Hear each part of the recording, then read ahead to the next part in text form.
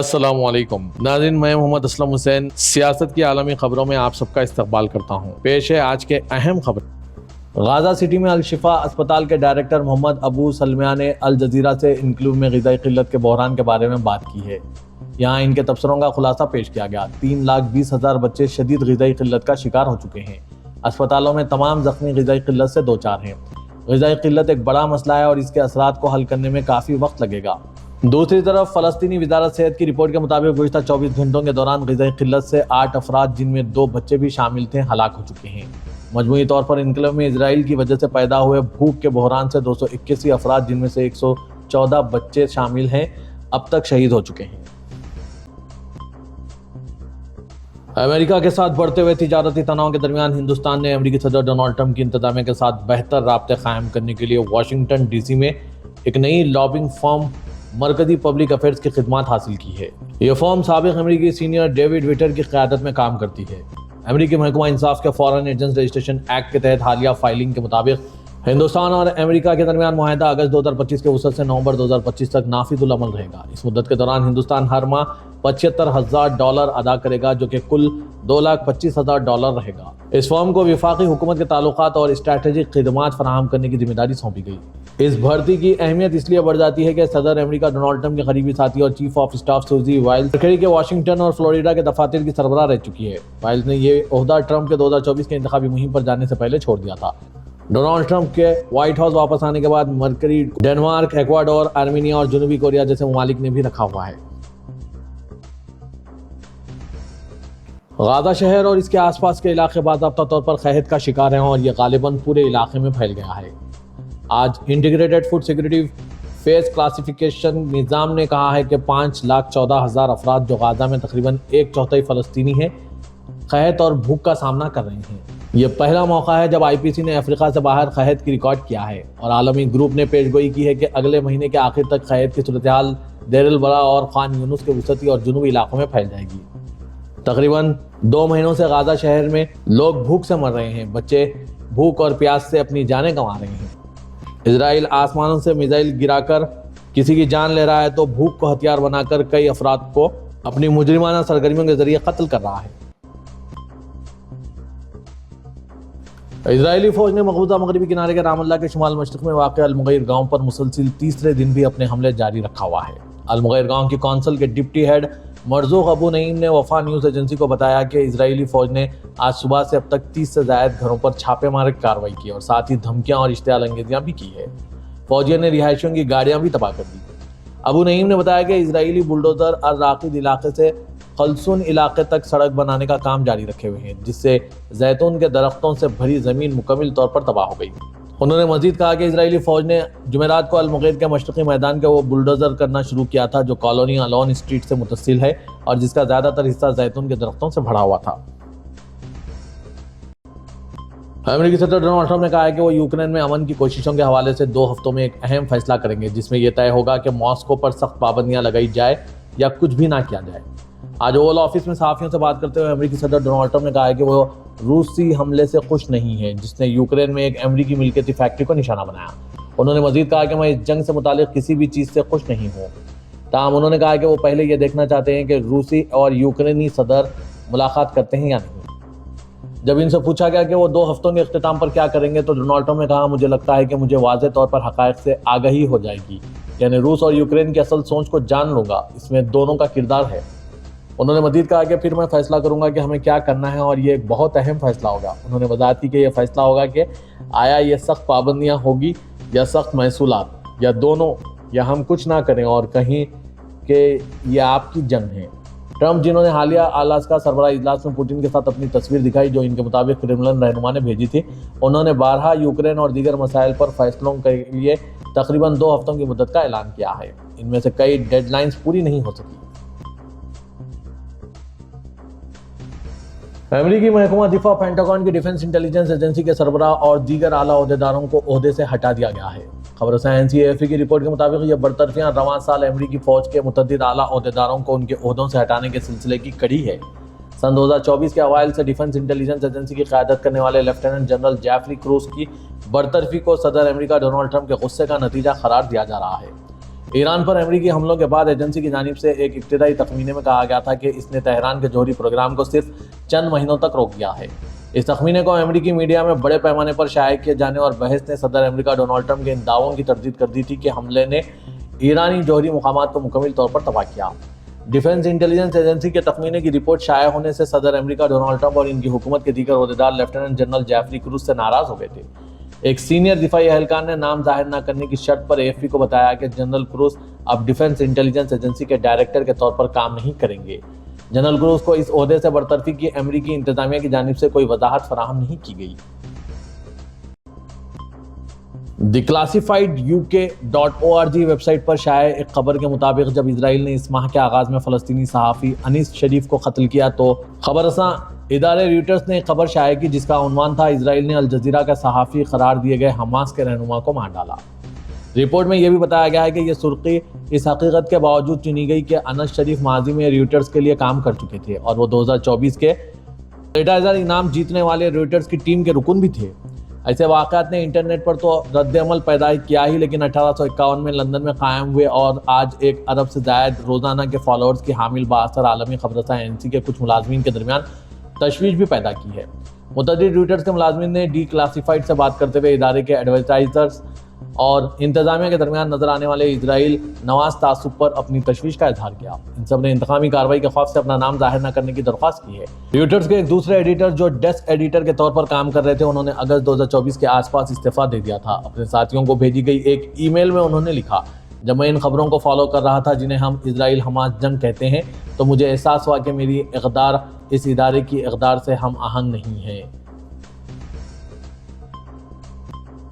ترکیہ کے ایک اعلیٰ دفاعی عہدیدار نے بتایا کہ ترکیہ کے دفاعی نظام تیز رفتار ہدف ڈرون سسٹم شمشک کا کامیاب تجربہ کیا گیا ہے۔ شمشک نے اپنے راکٹ اسسٹڈ ٹیک آف نظام کے ذریعے پہلی بار زمین سے اڑان بھری اور ہدف طیاروں اور کیمیکازے مشنز میں استعمال ہونے کی صلاحیت حاصل کی۔ ترکیہ کی دفاعی صنعت کے سیکریٹریٹ کے سربراہ ہالوک گورگن نے ترکی کے social media platform N social پر بتایا۔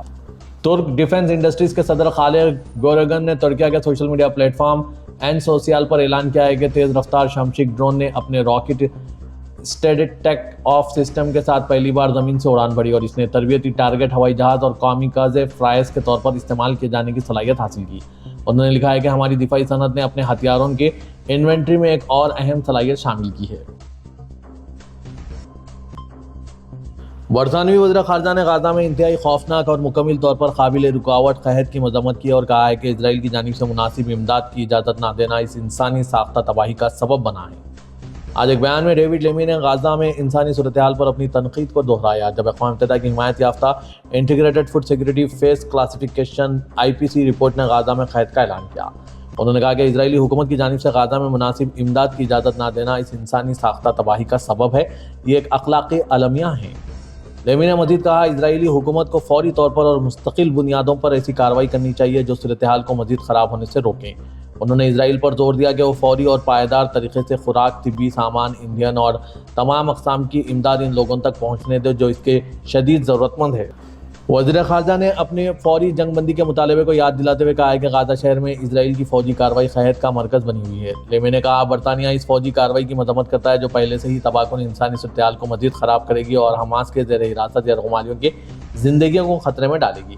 انہوں نے اسرائیل پر زور دیا کہ وہ اپنا راستہ بدلیں اور غزہ شہر پر قبضے کے منصوبے کو ترک کر دیں۔ ایران نے کہا ہے کہ اس کے وزیر خارجہ نے اپنے فرانسیسی، جرمن اور برطانوی ہم منصبوں سے ٹیلی فون پر بات کی ہے تاکہ تہران کے جوہری پروگرام پر اقوام متحدہ کی پابندیوں کو دوبارہ نافذ ہونے سے روکا جا سکے۔ یہ بات ایک یورپی ڈیڈ لائن سے محض چند دن پہلے کی ہے۔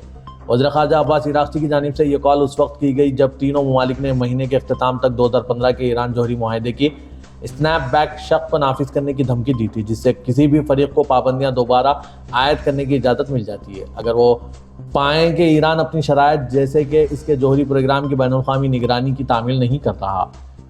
یورپیوں کی ایرانی پروگرام پر تشویش جس میں جون میں ہوئی 12 روزہ ایران اسرائیل جنگ سے پہلے یورینیم کو ہتھیاروں کی سطح کی قریب تک افزودہ کیا جا رہا تھا جس میں اس کے ایٹمی ٹھکانوں پر بمباری ہوئی۔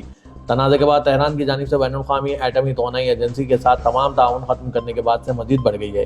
اس نے بین الاقوامی برادری کو ایران کے پروگرام کے بارے میں مزید اندھا کر دیا ہے۔ ساتھ ہی اس کے 60% خالص یورینیم کے ذخیرے کی حیثیت کے بارے میں بھی، جو 90% کی ہتھیاروں کی سطح تک ایک مختصر ٹیکنیکی قدم ہے۔ ایران طویل عرصے سے اصرار کرتا رہا کہ اس کا پروگرام پرامن ہے، اگرچہ یہ واحد غیر جوہری ہتھیاروں والا ملک ہے جو اس سطح پر یورینیم افزودہ کر رہا ہے۔ امریکہ، IAEA اور دیگر کا کہنا ہے کہ ایران کا 2003 تک ایک جوہری ہتھیاروں کا پروگرام تھا۔ سعودی عرب نے اقوام متحدہ کی زیر سرپرستی خوراک کی عالمی قلت کی نگرانی کے ادارے integrated food security phase classification کی رپورٹ میں غزہ میں قحط کے اور بھوک کے باضابطہ اعلان پر گہری تشویش کا اظہار کیا ہے۔ SPA کے مطابق سعودی عرب نے اسے اسرائیلی فورسز کی جانب سے نہتے شہریوں کے خلاف نسل کشی کے جرائم قرار دیتے ہوئے اس کی سخت مذمت کی۔ سعودی وزارت خارجہ نے بیان میں کہا ہے کہ غزہ میں انسانی تباہی اسرائیلی حکام کی جانب سے مسلسل خلاف ورزیوں کو روکنے اور جواب دہی کے میکانزم کی عدم موجودگی کا براہ راست نتیجہ ہے۔ بیان میں کہا گیا کہ جب تک بین الاقوامی برادری، خاص طور پر سلامتی کونسل کے مستقل ارکان قحط کے خاتمہ اور فلسطینی عوام کے خلاف اسرائیلی قابض حکام کے جرائم اور جنگ کی تباہی روکنے کے لیے فوری مداخلت نہیں کرتے، یہ بین الاقوامی برادری کے ضمیر پر ہمیشہ ایک داغ رہے گا۔ وزیر کے برطانوی خبر رساں ایجنسی رویٹرز کے مطابق IPC نے کہا ہے کہ لاکھوں کی آبادی کا غزہ کی پٹی کا سب سے بڑا شہر اس وقت قحط کی لپیٹ میں ہے۔ جنگ بندی اور انسانی امداد کی فراہمی پر عائد پابندیاں ختم کیے بغیر یہ قحط آئندہ ماہ کے آخر تک دیر البلا اور خان یونس تک پھیلنے کا خدشہ ہے۔ سعودی عرب نے فلسطینی عوام کے لیے امدادی مہم کے ایک حصے کے طور پر شاہ سلمان مرکز کے ذریعے ایک اور قافلہ غزہ بھیجا ہے۔ SPA کے مطابق امدادی قافلے میں شیلٹر کٹس اور دیگر بنیادی ضروریات کے سامان شامل ہیں۔ سعودی centre for culture and heritage, جو غزہ کی پٹی میں شاہ سلمان مرکز کا ایگزیکٹو پارٹنر ہے، اس نے امداد وصول کی اور غزہ میں داخلے کی نگرانی کی۔ فلسطینی خاندانوں میں 1462 فوڈ باسکٹ تقسیم کیے گئے۔ یہ اقدام سعودی عرب کی طرف سے شاہ سلمان مرکز کے ذریعے فراہم کی جانے والی انسانی اور امدادی پروگرام اور منصوبوں کے فریم ورک میں آتا ہے تاکہ وہ مختلف بحرانوں اور مصائب کے دوران فلسطینی عوام کے ساتھ کھڑے ہو۔ سعودی عرب کی امدادی agency king Salman humanitarian and relief centre دنیا بھر میں اہم کردار ادا کر رہی ہے، غریب اور ضرورت مند لوگوں کو مدد فراہم کر رہی ہے۔ مملکت نے اب تک 173 ممالک میں 7983 پروجیکٹ مکمل کیے، 141 ارب ڈالر سے زیادہ کی انسانی اور ترقیاتی امداد فراہم کی ہے۔ آج ہفتے کو ریاض میں بین الاقوامی ویڈیو گیمز کانفرنس کا آغاز ہوا، جس میں گیمز اور اسپورٹس کے شعبوں کے رہنما، قائدین اور فیصلہ ساز شخصیات شرکت کر رہے ہیں۔ سبق ویب سائٹ کے مطابق یہ کانفرنس اسپورٹس ورلڈ کپ کے دوسرے ایڈیشن کے اختتامی ہفتے کے ساتھ منعقد ہوئی، جو اس میدان کا دنیا کا سب سے بڑا ایونٹ ہے۔ Chairman Saudi federation for sports شہزادہ فیصل بن بندر بن سلطان نے کہا ہے کہ یہ کانفرنس اپنی پہلی ایڈیشن 2023 سے ہی نمایاں رہی ہے، جہاں اسپورٹس ورلڈ کپ فاؤنڈیشن کا باضابطہ آغاز اور عالمی ٹورنامنٹ کے اجرا کا اعلان کیا گیا۔ انہوں نے مزید کہا کہ یہ کانفرنس تیزی سے ترقی کر رہی ہے، عالمی رہنماؤں اور جدت ترازن کی ملاقات کا مرکز ہے، اور گیمز و اسپورٹس کے مستقبل پر گفتگو اور بڑی عالمی کمپنیوں کے درمیان اسٹریٹجک شراکت داری قائم کرنے کا بنیادی پلیٹ فارم بن چکا ہے۔ کنگ سلمان سینٹر برائے انسانی امداد افغانستان اور سوڈان میں 2360 غذائی پیکٹ تقسیم کیے ہیں، جن سے 13360 افراد مستفید ہوئے ہیں۔ سبق ویب سائٹ کے مطابق افغانستان اور سوڈان یہ غذائی تقسیم 2025-2026 کے غذائی سلامتی اور ہنگامی منصوبوں کا حصہ ہے۔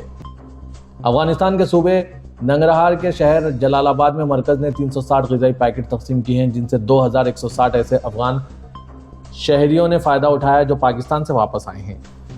اسی طرح سوڈان میں سینٹر نے ریاست الانیل البیض کے مقامی حکومت الجبلین میں ضرورت مند خاندانوں کو 2000 غذائی پیکٹ فراہم کیے، جن سے 11002 افراد مستفید ہوئے ہیں۔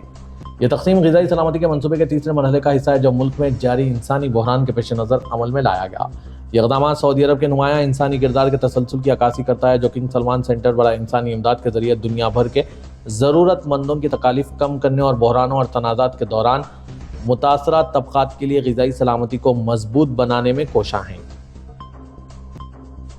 پاکستان کے وزیر خارجہ دونوں ممالک کے تعلقات کو دوبارہ بحال کرنے کے زیر مقصد آج ہفتے کے روز بنگلہ دیش پہنچے ہیں۔ پاکستان کے وزیر خارجہ اسحاق ڈار 2012 کے بعد ڈھاکہ کا دورہ کرنے والے پاکستان کے سب سے سینئر عہدیدار ہیں، اور اسلام آباد نے اس دورے کو پاکستان بنگلہ دیش تعلقات میں ایک اہم سنگ میل قرار دیا ہے۔ پاکستان کی وزارت خارجہ نے کہا کہ اسحاق ڈار بنگلہ دیش کے عبوری رہنما محمد یونس سے ملاقات کر رہے ہیں۔ تجزیہ کاروں کا کہنا ہے کہ پاکستان اور بنگلہ دیش کے درمیان بڑھتے تعلقات پر پڑوسی ملک بھارت، جس نے مئی میں پاکستان کے ساتھ 4 روزہ جنگ لڑی تھی، اس پر گہری نظر رکھے گا۔ اگست 2024 میں بنگلہ دیش میں ایک بڑے عوامی احتجاج کے بعد وزیر اعظم شیخ حسینہ کی حکومت کا خاتمہ ہوا، جس کے بعد وہ بھارت فرار ہو گئی۔ اس کے بعد ڈھاکہ اور نئی دہلی کے تعلقات سرد موری کا شکار ہیں۔